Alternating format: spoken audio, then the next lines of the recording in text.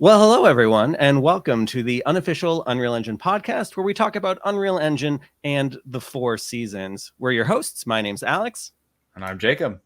And before we get started, yeah. please like and subscribe to our podcast, wherever you watch or listen. That's a line we haven't said in a while.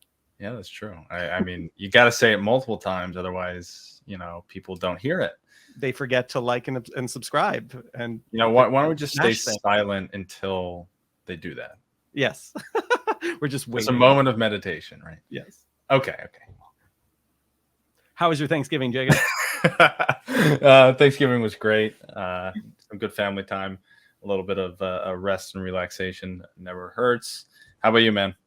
I had a bunch of family members asking if they could watch any of the talks I had given recently in New Orleans or Korea. And I was like, sure, here's some links. And I'm looking forward to them being like, none of that made any sense to me at all. Yeah, I've heard family members who claim to watch or listen to our podcast.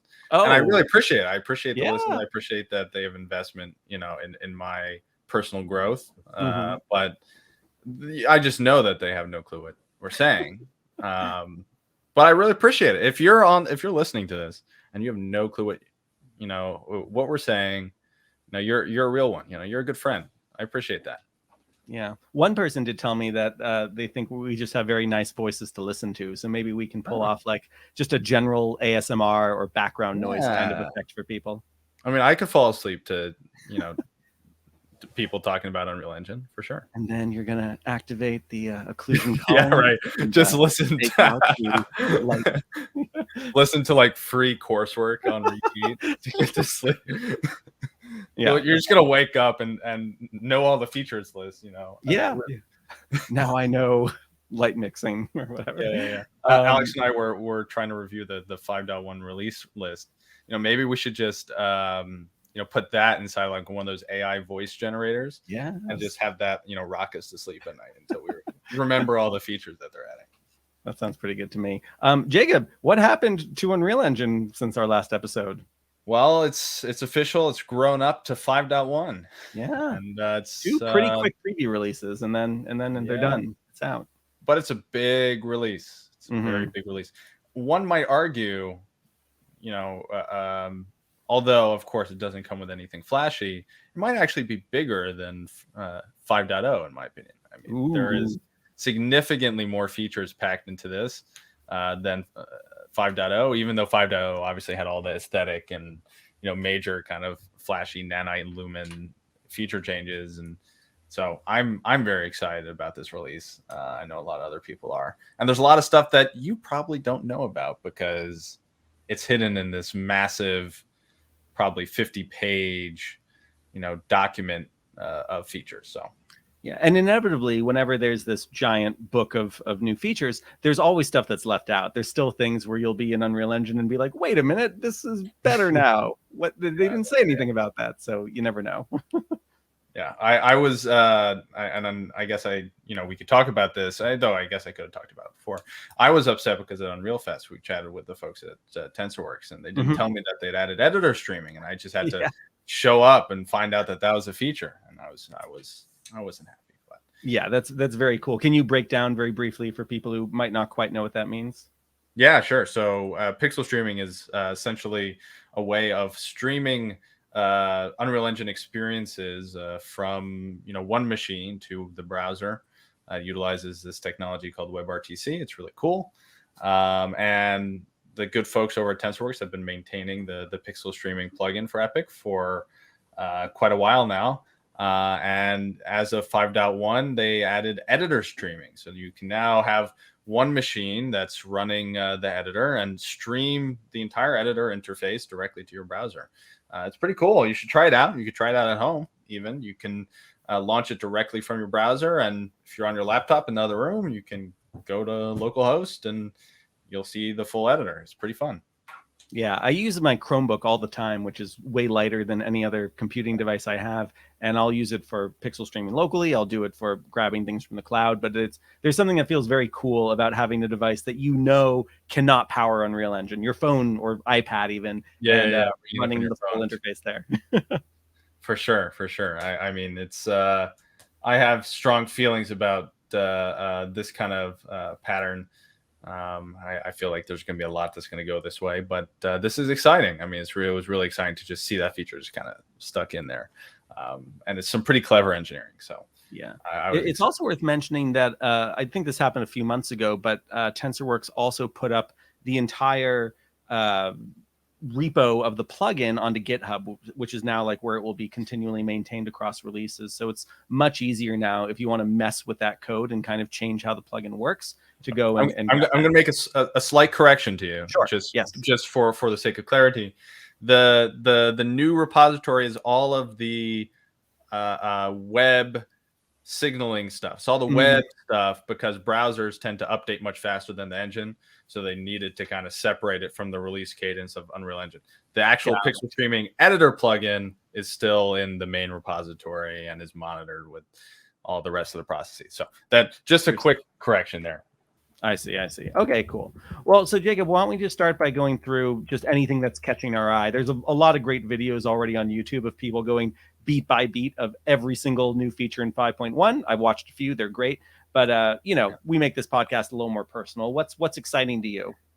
Oh man, there is so much. I think my big takeaways from this release are virtual production has gotten a ton of both quality of life and just general feature upgrades. USD is a big focus here. For those of you who don't know what USD is, it stands for Universal Scene Description. It was Pixar's method of coming up with a single file that could describe a scene, a 3D scene, and all of its components. It's gained a lot of traction in VFX and media, and for a long time, Unreal was just the feature was totally absent, and it's been growing over time. It's been, I mean, honestly, it's been slower than I think a lot of people like, but I also think people probably don't understand the complexities behind trying to make something like USD work inside the engine, particularly because game engines just really aren't designed to utilize any other scene structure but their own. So, but USD is a big feature. It's gotten a lot of upgrades in this, and it's now more of a first-class citizen. Just to be kind of just to kind of explain a little more about what I mean about why it would be difficult and why it might be a little slow, is because Unreal Engine has its own file formats called a U asset, right? And whenever and things like the levels and all these other files are their own proprietary types, and that's why you have to import an FBX file, a 3D file. You have to import a texture. It's because Unreal Engine is going to convert that to its own internal file structure, because it has to all work in real time, right? So it has to be fully structured and prepared so that when you press play, or you build your project and press play in particular, those files are ready to go, and you don't have to do like pre-processing on all of them. So with something like USD is its own scene description, and it contains all its own metadata. And so in order to get USD to work, they've implemented kind of a stopgap, which was you can import a USD stage, which is like a complete encapsulated USD scene file, and then you could bake that into U assets if you wanted. And slowly we're kind of getting to the point where it works seamlessly, and you can make kind of changes in both directions, and USD updates kind of happen between software. And it's really exciting for folks who are working in Unreal Engine for virtual production and animation and all these other industries, because it's kind of that last kind of holdout that kind of makes people pause about moving to something like Unreal Engine for production workflows, because they're looking to commit to stuff like USD, and seeing that Unreal hasn't supported historically is kind of challenging for them. So USD is a big one. Do you want to go back and forth? Maybe sure. You one, and then I can give another. Yeah, and I'll piggyback off what you're saying too. Like, I've seen so much interest, especially in my teaching, in people asking about how to, set up a USD stage and bring in all sorts of assets and maintain them. And it's gotten very, very straightforward now, which is great. Speaking of the U asset file format, one thing that now can exist as a U asset file is input. So there's something now called the enhanced input system, and it's great. because for anyone who's ever dealt in particular with trying to merge or migrate projects where you're like, okay, I've got, these set up on an Xbox controller and these keyboard controls and these mouse controls, and there's the input.ini file that typically lives in the config folder, and it's kind of messy. Like it's frustrating. And if you want to add input or subtract things, sometimes you have to do it in the project settings, and sometimes you have to do it in that file, and you have to close and reopen Unreal Engine. Now with the enhanced input system, you can just have these UAsset files that are being referenced in blueprints, and they'll migrate with everything, and they're contextual. So like it's very easy now to have input that is working one way in one scenario, and then you load up a different input context. For example, like the Matrix City sample, there's like the ability to fly around, which is different from when you're on the ground and getting in cars. So those all have their own separate enhanced input systems. And so this is just becoming kind of a first-class citizen with 5.1 now. And in exploring this a little bit more, I've also found just a lot of really nice little quality of life features in there. For example, if you are dealing with wanting to make sure that input isn't read until someone is pushing a joystick forward, for example. So if you're like, I don't want the character to move if someone is accidentally nudging their joystick a little bit, you have what's typically called a dead zone. And in the past, you'd like add in a part of the blueprint where you're saying like, only register this, have a branch, like if the float value is above 0.2, then do the thing, otherwise ignore it. That now is just like baked into the enhanced input system. You can have so many things already set up as qualifiers for your inputs, and by the time it makes its way into a blueprint, it is super simple and straightforward, and I like that system a lot. Your turn. Oh man, yeah. I mean, the input system, honestly, I haven't gotten a good chance to really play with the enhanced input system, but everything that I've heard you and others talk about sounds great. I'm really excited about it because that was always one of the most frustrating parts of Unreal projects is, yes, you could migrate your like project ini file. You could try and migrate some of the config files from your projects, but that was never really a good experience, right? Like it didn't really fit into the rest of the ecosystem of how you would develop projects. So I think that's a really awesome upgrade for sure. What else would I like to talk about? I mean, one of the big ones, of course, on my mind is Linux support. We're slowly seeing more support come to Linux for Unreal Engine. Kind of a few months ago, they just randomly dropped the Linux release branch, or like they're now publishing releases of the editor for Linux, so that if you have, if you're working in a Linux desktop, you can use it, which is awesome. Not necessarily something maybe a ton of people will use outside the context of like enterprise or pipeline use cases, but it's still very exciting. And overall, I'm excited about the stuff that's coming. They, in this version, one of the big upgrades was upgrading Vulkan to the latest releases, so that the RHI, which stands for the rendering hardware interface inside of an Unreal, now enables you to do more with Vulkan. I'm really excited to see maybe 5.2 and see now that that's in the engine and now that it's in people's hands, if they kind of continue to develop features on top of that, I think we'll be very excited to see. And I mean, on top of that, things like Lumen and Nanite got a bunch of upgrades for Linux support as well. We also got a ton of upgrades to certain plugins like NDisplay and again, a bunch of others associated with virtual production that I think are pretty cool. Man, so much stuff in this release. But yeah, I think Linux support is another really big one that I'm excited about in this release. Yeah, and piggybacking off of that, so especially once I started to play more in the world of cloud computing, people like Jacob educated me in how Linux can be so much more efficient than Windows to run on the cloud, also much cheaper for a number of reasons. And I tried to make a Linux build from Unreal Engine in 4.27 and 5.0, and it was not easy. I don't know if I ever actually succeeded, and I tried so many times that I can't even recall if at some point I actually did the right thing. In 5.1, as long as you say in the installation options that you want to have Linux as an option there, that's really it. Like you can now make a Linux build directly from Unreal Engine. And we did that and we put it on the cloud and it worked. And that was great. So I'm really happy to see that workflow just being smoothed out. And I also threw it on my Steam Deck too. That was kind of cool to just see it running on a Steam Deck without any problem. Yeah, that's for sure. That's gotten a huge upgrade. I would say another, and I just want to clarify one thing from the last one I talked about, is that I'm really excited also about the Lumen for IC VFX. So in-camera VFX now supports Lumen. It was a limitation. So when you're doing in-camera VFX, you have really, you're rendering potentially two views on a single machine. You're rendering the in-camera frustum, which is like what the camera's viewport sees, or I mean viewport, what the camera sees, and then you have the wall potentially behind it that can be a larger, or a larger surface. And Lumen historically was not supported for that. Now it is. What this also, I assume, means, I don't know this for sure, means that Lumen would also be supported in things like render scene capture objects and other kind of screen space effects, which I'm pretty excited about. I think that would be pretty cool. Really excited. I really want Lumen to kind of keep pushing things. We keep seeing upgrades also to things like the Path Tracer. So Path Tracer got multi-GPU support in this release.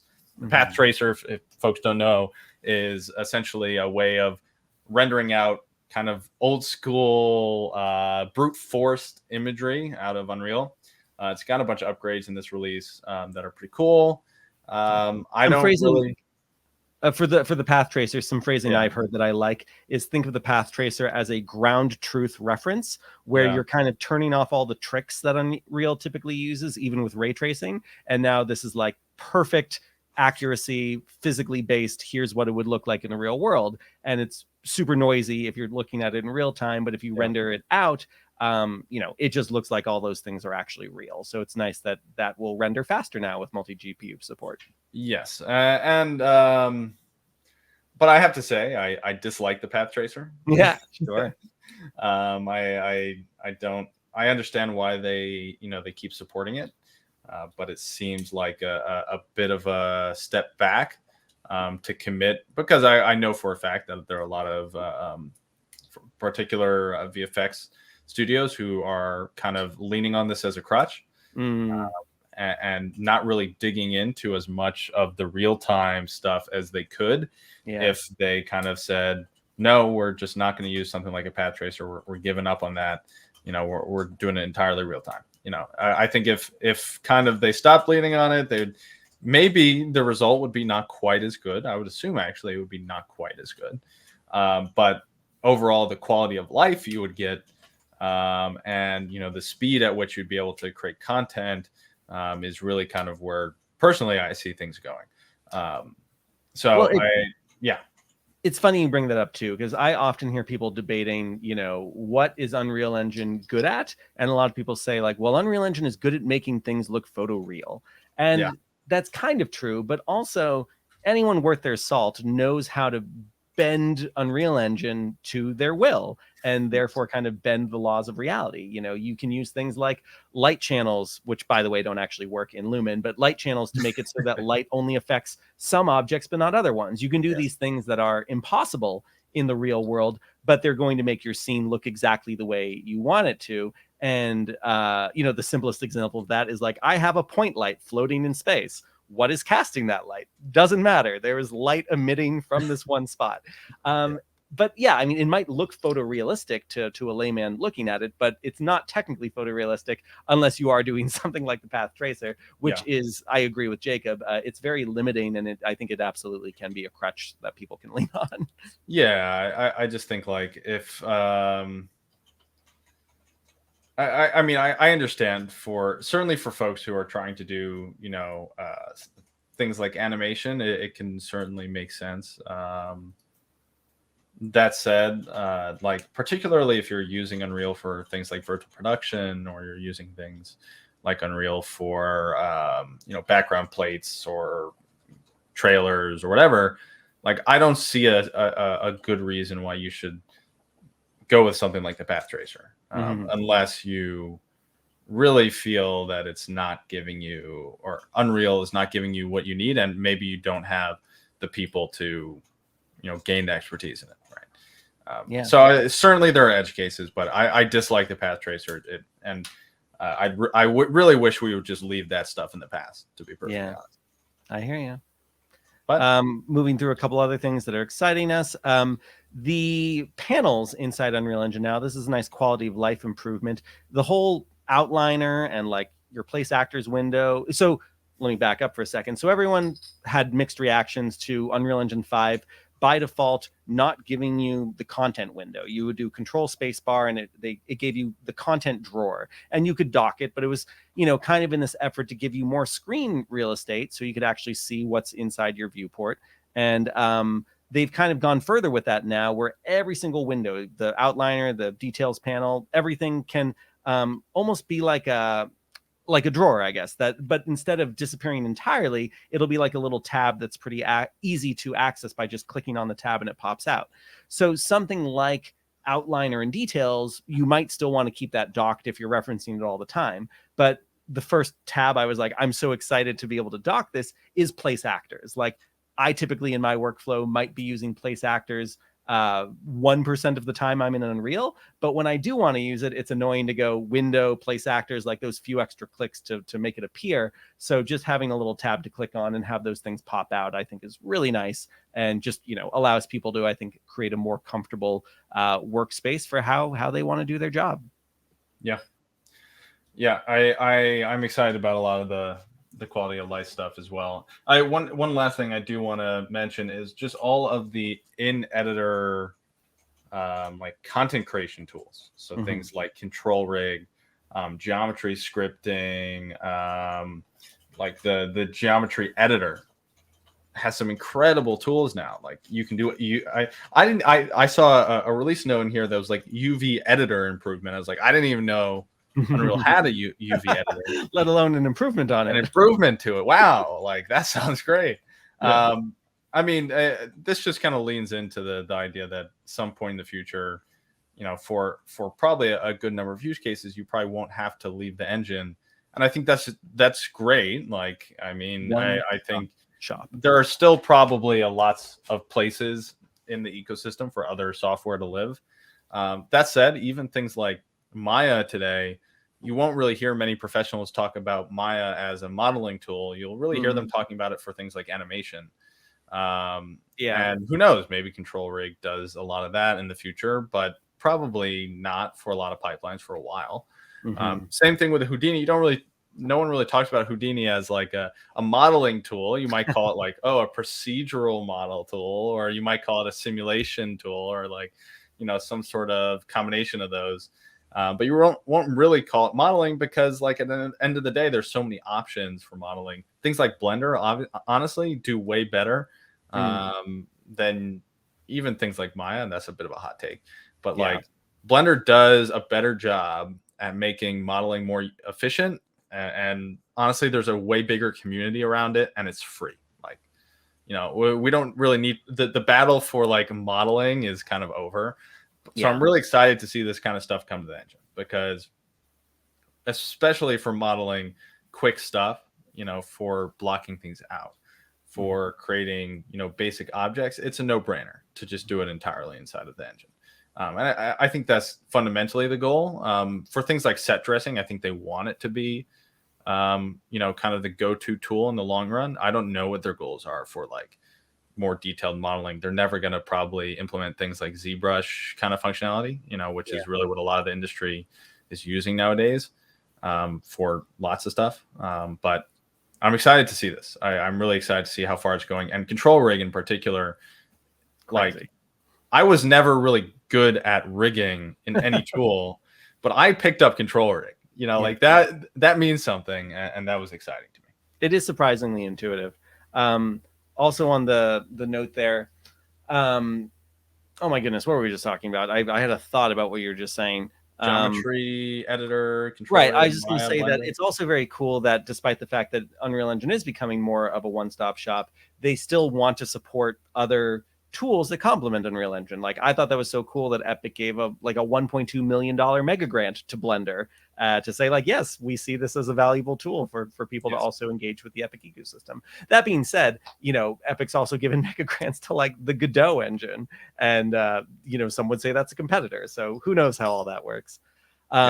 Another feature that struck me that I'm quite excited about is the light mixer. So speaking of other programs like Maya and 3ds Max, all the different Autodesk family programs, some people get angry when you say that, by the way, because it's like Autodesk just bought it, they didn't build it.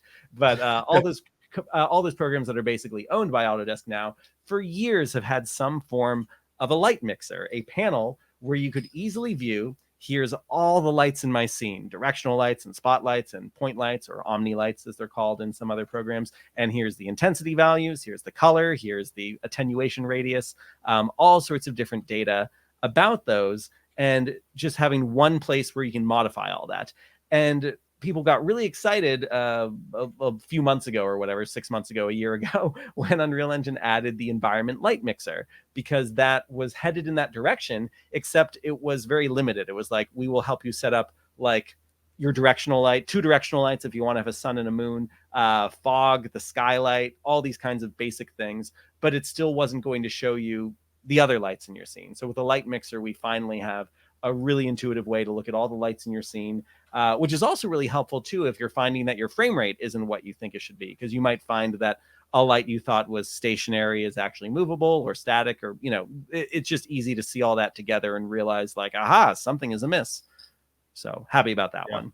Honestly, I'm surprised by this one, because I would really love to know what the technical limitations were here. Because you could accomplish something similar to Light Mixer inside of just like editor widgets for a while. And I'm sure there's some reason. I'm sure there's some very good reason as to why it was technically difficult to do something like this. Or maybe they were tying this into something like USD, or maybe they're tying it into a bunch of different, subsystems. I would assume that would be the case, but I would actually like to know. So if anyone listening to this wants to let me know, you can hit me up on Twitter at Jacob Feldman 17. I had faked it a little bit with the remote control API. So I would get all my lights I'd open the eyeball for all the lights in the remote control API. For those who don't know, the remote control API lets you control whatever aspects of Unreal Engine you want from like an iPad, or it's another kind of pixel streaming sort of system. And what's nice about that in particular is you can hand an iPad to someone who doesn't know Unreal Engine, and it's okay, because you're only showing them the things you want to give them control of. So you might have someone who's lighting a set, and you're giving them a bunch of like post-process effects and the ability to turn up and down the intensity of different lights. And all they see on the iPad is sliders, but that is directly remoting back over to Unreal to control that. So the closest I'd ever gotten to the light mixer was literally putting all my lights manually into there and having all those settings for intensity and color and attenuation as editable parameters, basically. I mean, it's going to be great. And as soon as we get those light channels, right? Like, and it's going to be a while. I'd imagine.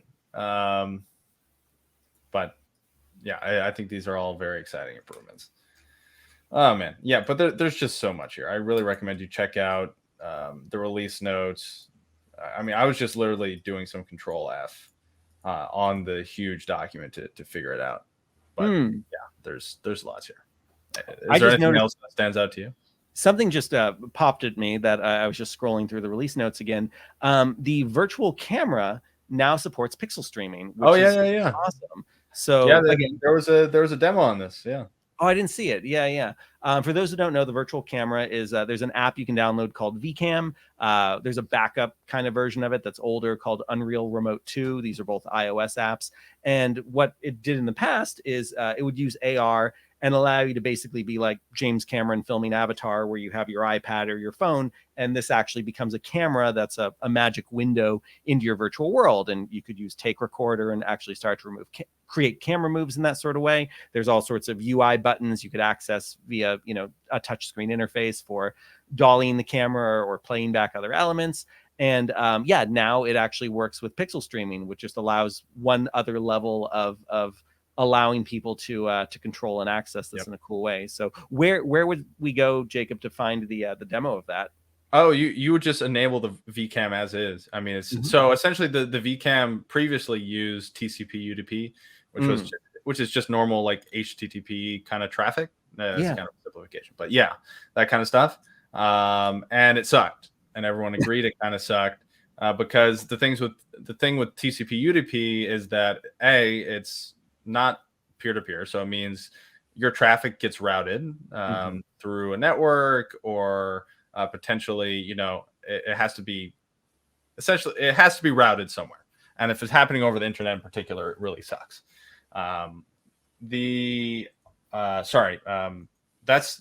one of the reasons. The second one is that it's not designed to drop packets. So like TCP, when you send some data over, a wire or over the internet, the expectation is that you're going to get every packet, because with TCP, it's like there's lots of data that you would never want to drop over the internet. And so it was designed so that if the client if whoever you're sending data to doesn't receive it, it's going to ask for it back, and you're going to like re-communicate a bunch of times.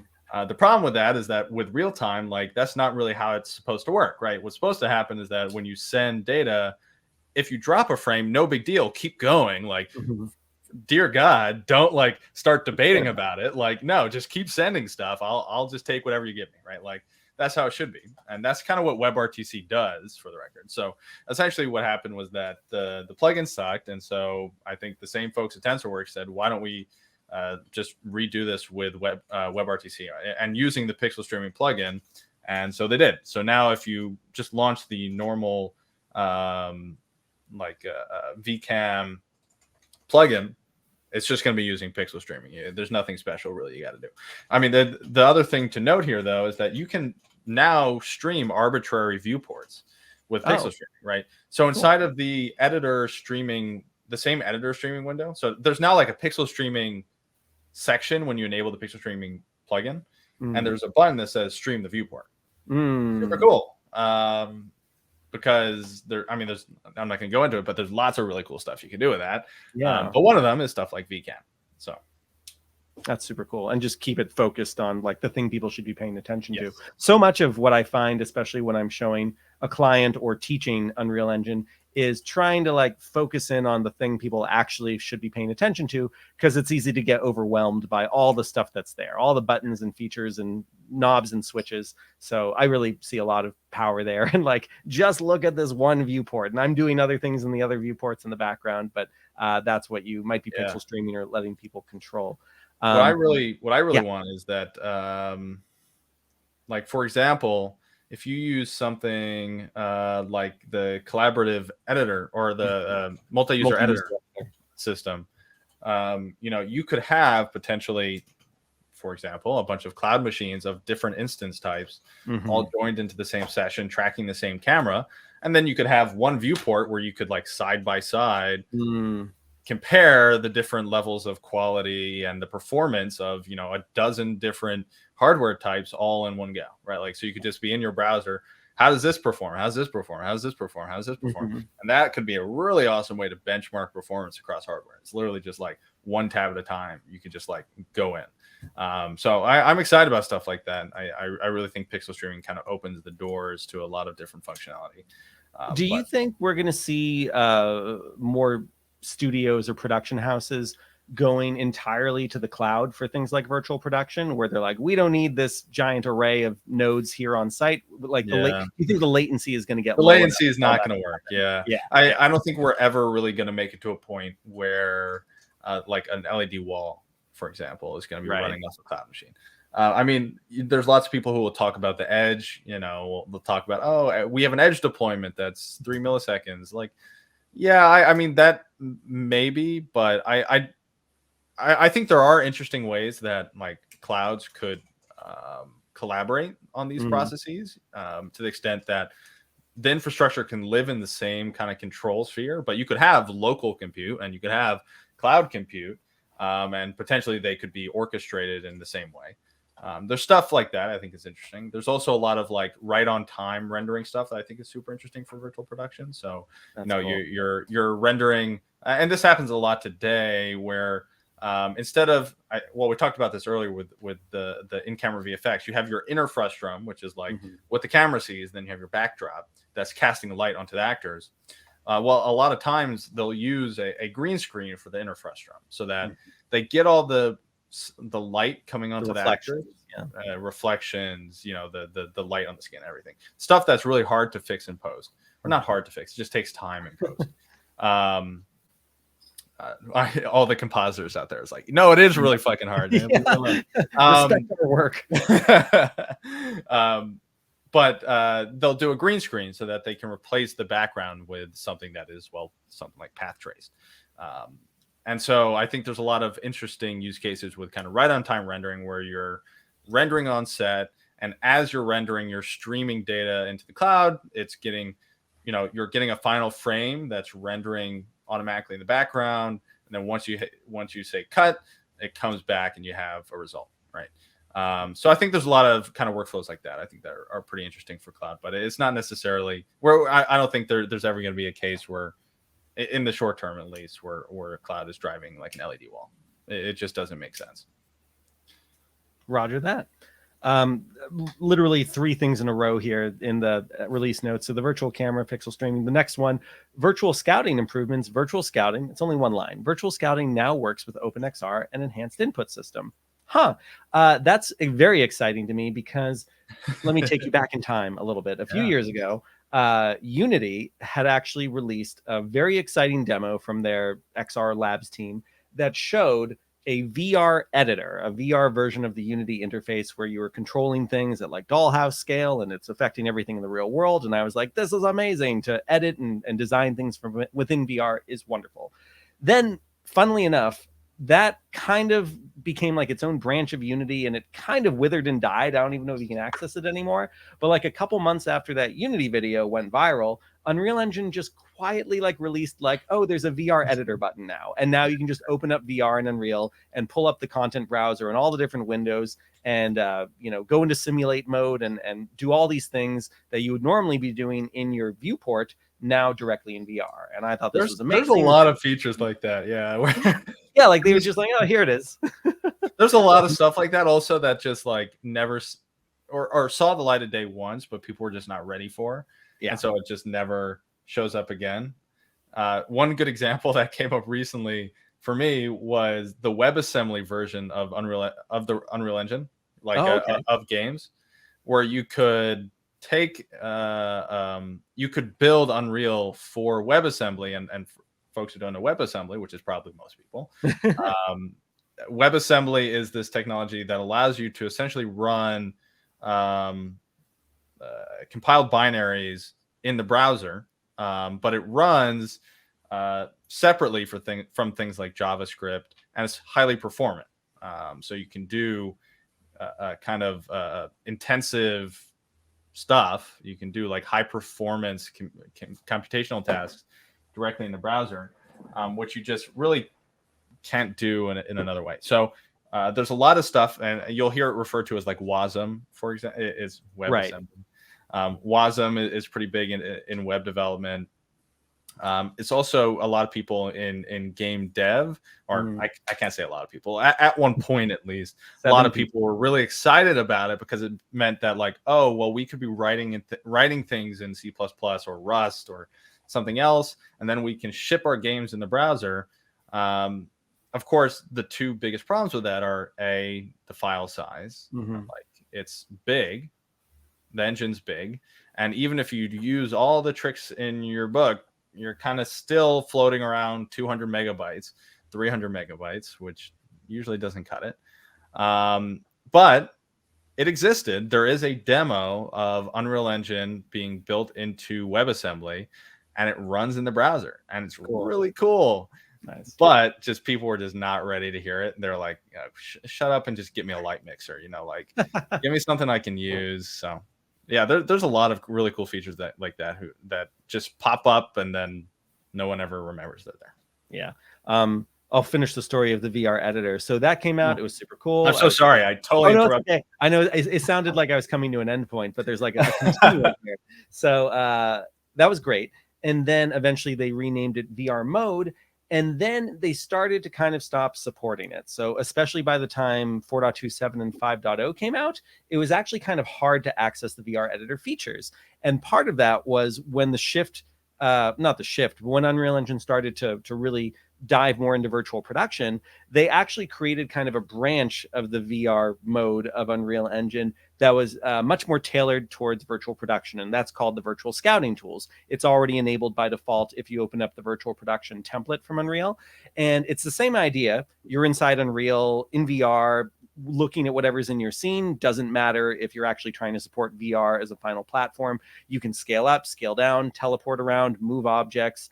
But then they started to say, like, okay, what if you wanted to drop cameras into your scene, lights? What if you want to actually mimic a real production set? What if you want to lay down some dolly track? So that stuff is all super cool, and I haven't actually seen it used very much. And it just became very hard to even activate it properly, especially once Unreal Engine started to focus more on OpenXR, because one of the things among several others that you needed to do to get VR mode to activate properly was you needed to be using the original Steam VR or Oculus or Windows Mixed Reality plugins and not OpenXR. And you had to go back to some legacy versions of the UI just to get everything to run. So it's very exciting to see that it now supports OpenXR and the enhanced input utility, as I was talking about earlier, because that now means that if you want to customize all the things you want to be able to do while in the virtual scouting VR mode, and you want to migrate that to another project, it's going to be very easy. So anyway, that's very exciting to me.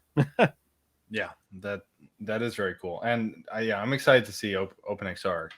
I mean, that's been a long time coming, So Yeah. the more places that shows up, I think the better, right? I might have said this last episode, but I do want to express a little extra bitterness toward Meta, because like a couple years ago, they said that they wanted to like deprecate the Oculus or Meta plugin. Oh, actually, you know what? I just realized they didn't technically lie. They said they wanted to deprecate the Oculus plugin and focus on OpenXR. I didn't tell you.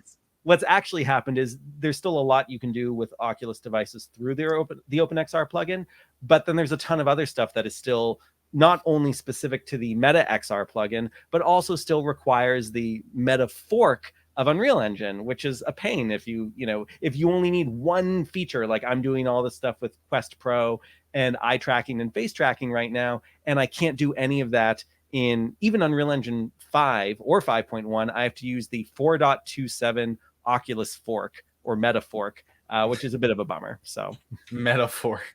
The Meta fork, yeah. I know. Something. It's sad. That is something. All right. One other feature here, real quick. Yeah. Live Link CSV importer plugin. So I started to work with a lot of actors with the Live Link Face app for doing facial capture data. And some of those actors are very far away and they're not super technically savvy. And there's a big red record button in the Live Link Face app. And I thought, oh, well, I think you can just press record and do the thing that I want to use for a video. It wasn't going to be for something live, but I want to get their facial data for something else. And I assumed the record button would take care of that and they could send me the data and it would work. And that wasn't true.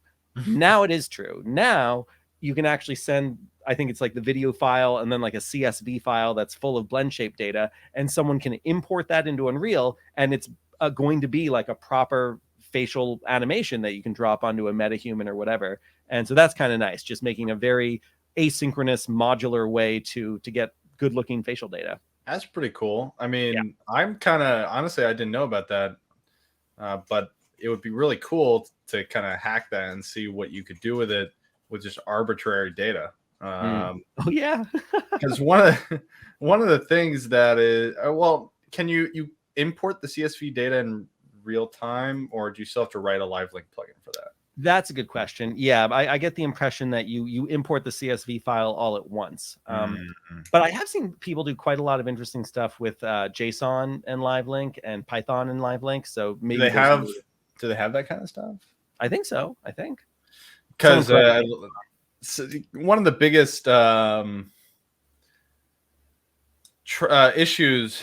I wouldn't say issue. It's just like a use of or quality of life thing is I would love to use Unreal for more just general visualization stuff. Sure. But the fact that it doesn't have a good way of streaming data via something like HTTP, just Right. sending it requests. Like Blueprints does not have like the standard kind of get post like request stuff. You have that in C++.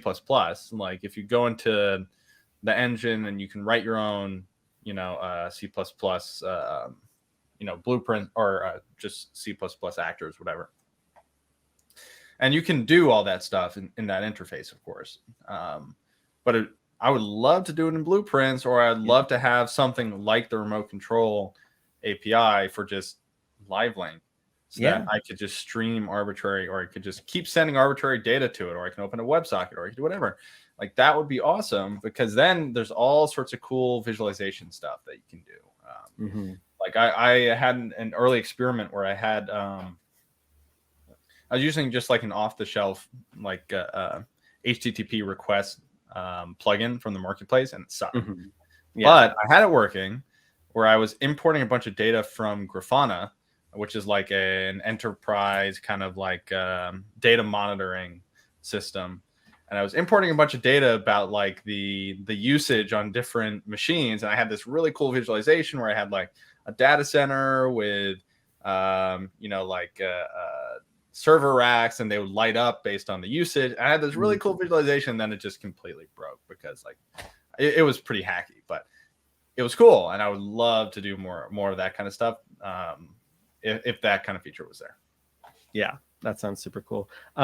Although speaking of things coming into Unreal in a less painful way than it used to be, I definitely want to shout out Media Plates now, which is an incredible improvement for getting video and streams into Unreal over what it was before. Because it used to be you'd have to create, I'm trying to forget all the terms because I don't want to do it anymore, but like media textures and media players and a material and like all these different steps just to get a video play like on a plane inside Unreal.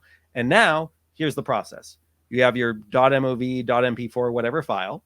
You drop it into your content browser, drag and drop, and then you take the file in your content browser and you drag it into your scene. You don't even have to drop it on an object. It'll just come in as a thing that's going to play video. And again, it could be like a stream link too, and that it will stream whatever the RMTP or whatever source of that is. So that's a wonderful pixel streaming too. That came in 5.1. You can now pixel stream to actors. Yeah, it's pretty. Wait, roll that out for me. I want to make sure I understand. Yeah. So you could be streaming at one source and stream pixel streaming to a media plate.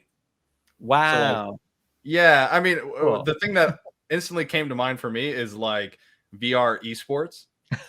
You're in like, VR playing a game. Yeah. No, what I mean is like you have players playing it on a physical machine, and in the background you're streaming that to a Unreal Engine like stadium, and everyone's there going crazy in VR watching their favorite esport. Like I don't know. I think there's cool stuff like that. I would totally hang out there. I mean, it also makes a lot of sense for like media and virtual production, but whatever. We've talked enough about that. Esports, that's what we're talking about. Esports, the future. Yeah. Let's see. What else do we want to talk about? Before we leave the live link thing behind, if anyone knows anything about actually creating like a live link app, I would absolutely love, and I would gladly pay someone to make this. Basically live link face, but also magic window into Unreal. So if you have an actor using live link face, they'd actually be able to see into Unreal as they move around, and whether that's being pixel streamed or whatever, it'll give them a better sense of what their virtual head is looking at inside Unreal, and they could respond to that. And I have gone down a few rabbit holes trying to figure that out, and no luck so far. So please do ping me if you have any idea how to do that, world. That sounds pretty cool. Yeah. Pretty cool. Man, awesome. There's just so much cool stuff in this. On-demand shader compiling, I have to mention that. Unreal Engine 5.1 projects load up so much faster now because, like the way that sounds, it's not going to compile all your shaders right at the front. You will get some weird stutters at some points as it figures out like, oh, right, I have to compile these 30, 40, whatever shaders. But I have noticed my projects load up infinitely faster in 5.1 now than they used to before. Yeah. I haven't gotten a chance to benchmark that, but it seems pretty pretty cool. And with all the, I mean, I found out right before this podcast started that there's a new cloud derived data cache feature. I have to imagine that would also be pretty cool. Man, what else? There's so much stuff in this release. I think I'm really excited about 5.2, of course. Give the guys a break, though. I mean, that's a big release. They did a really amazing job pulling all that together. The fact that the engine still even works, kind of, is incredible to me when you make that many changes in one release. So really props to Epic, props to the team there. This was a huge accomplishment. So shout out to them. Hopefully, I want to get some folks from Epic on this podcast at some point. That'd be great. Yeah, we don't want them to like break NDAs or anything, but it would be. Yeah, we don't want to do that. We also understand that you guys were like stressed with the 5.1 thing. Well, that's over now. Yes. But my understanding is Epic treats their employees pretty well. They get like a ton of vacations. I think usually I'm not too worried about Fridays. Like they get Fridays off. Like I'm not too worried. It's okay. You want to jump into some shout outs here? First, really quickly, let's briefly touch on, because I think just yesterday MetaHumans released a new update. Yes. And it's pretty cool. Like, I've not gotten a chance to try it, but I think we just thought there were maybe a couple cool things here worth mentioning. I'll mention one, then you mention a thing. Sure. First of all, people have been asking ever since MetaHumans came out, hey, how do I pass my MetaHuman to someone? How do I let someone else edit the MetaHuman that I've started? How do I give this to a team? And that has not been possible so far. You could, give someone all the Unreal Engine assets and pass it along to different projects, but you couldn't actually open up MetaHuman Creator and edit a MetaHuman that someone else has made. Now there's like a simple file you can download and upload, and there you go. You can now be editing a MetaHuman at any state of being inside your account. So that's cool. Yeah. What else do we got, Jacob? The other really cool thing here is that now the DNA file, which is supposedly and what I consider an unfortunate naming for the attributes that define the MetaHuman definition. I don't know what you want to call that. Mm-hmm.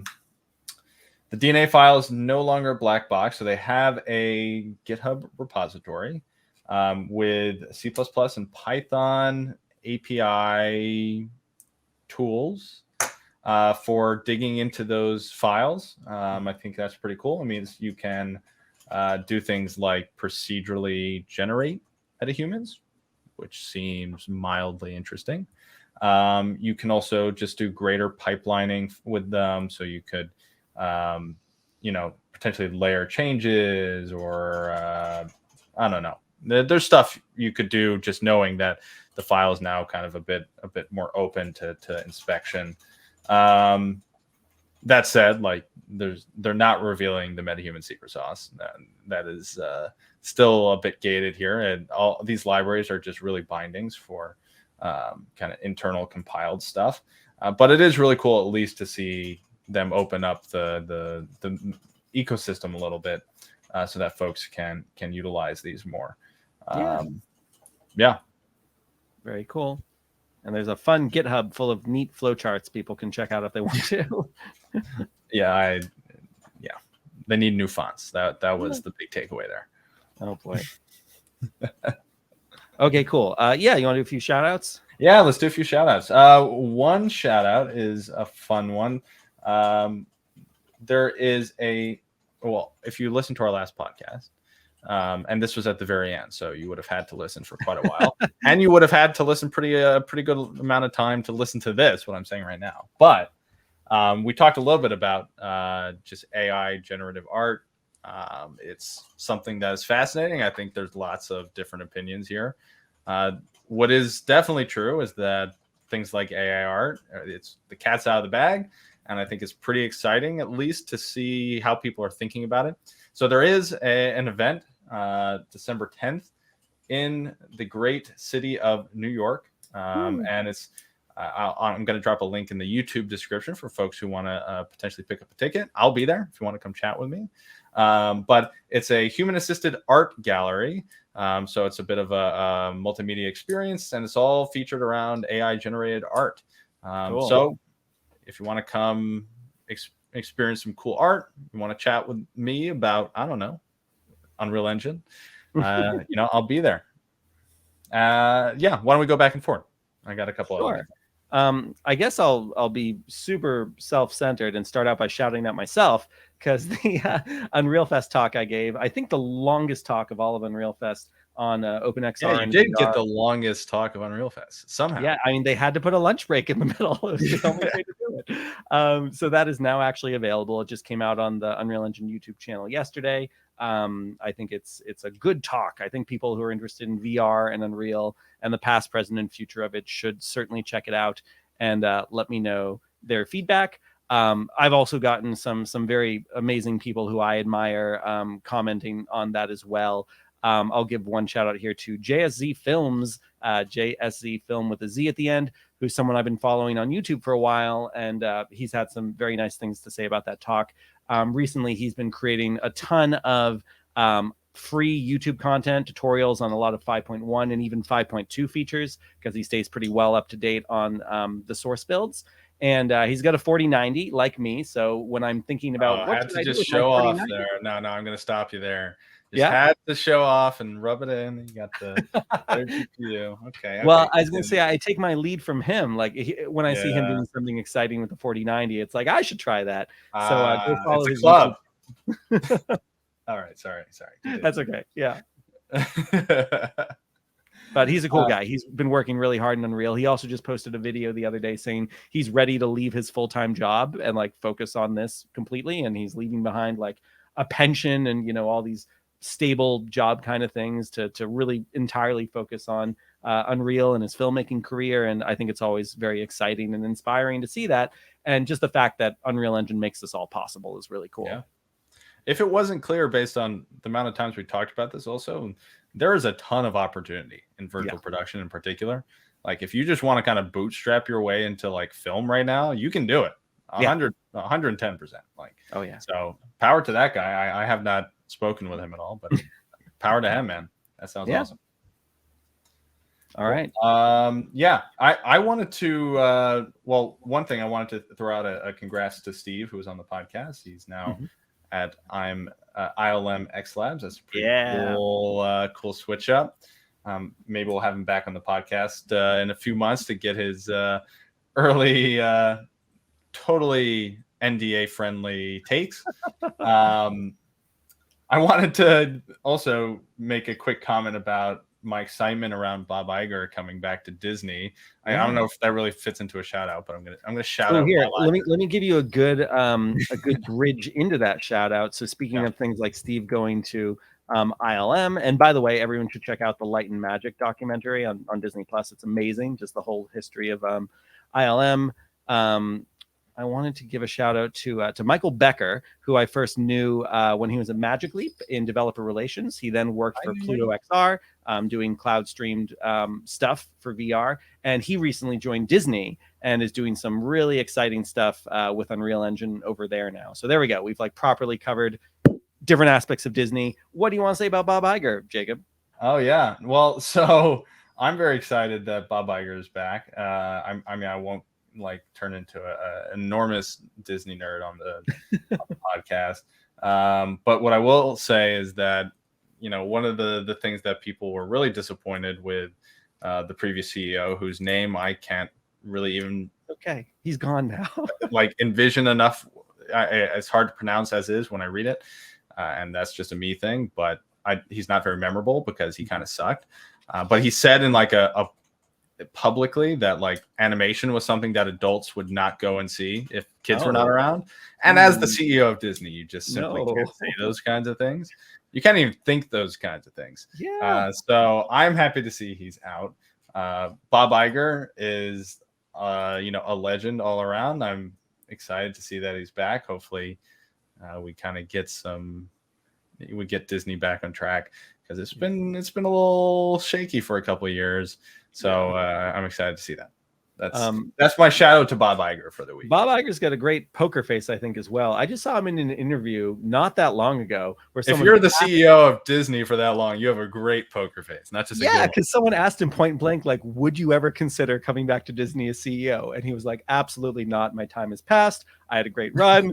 better angels prevail or something like that. And then like, a few weeks later, like I'm back as CEO of Disney. Yeah. It's like, yeah. Exactly. He believed, he just convinces himself that, animation is cool. Yeah. I don't know. I assume Bob Iger actually does really care because he was. Yeah, I recommend his book as well. He has a really good book that's just kind of the history of his life and a lot of great lessons there in leadership and, moving up different ladders and making friends and dealing with enemies in a respectable way. It's a lot of good life lessons in there. Yeah. I mean, before Bob Iger, let's see, Marvel was not part of Disney. Marvel, Disney, Star Wars, all three of those. Lucas, yeah, like it's really Disney. Yeah, Marvel, Lucasfilm, Pixar. There we go. Yeah. So like that's a pretty good roster. So shout outs to him. Yep. Pretty cool. Do you have some more? I think another shout out. I wanted to shout out Unreal Noob with 2 zeros on Twitter. And on YouTube, he is Hoobtall, he's Unreal Noob. That's the name at Hoobtall, HOOBTALL on Twitter. On YouTube, he's Fractured Fantasy. And this is a guy who I'd stumbled on a few times because he does a lot of really fun experimental things in Unreal, in particular with SDKs like the OVR lip sync plugin. This is where I first started following some of his work. And he's like, yeah, let's see if we can get this to work with metahumans, and did like this whole video series figuring that out. And then some members of my team and I started to try to do some of the stuff as well. And we were having trouble. And I just posted randomly on Twitter one day, like, yeah, having a little bit of trouble with this. And he actually sought me out and was like, hey, I want to help. Let me know what I can do. And I was like, can I pay you? And he was like, no way.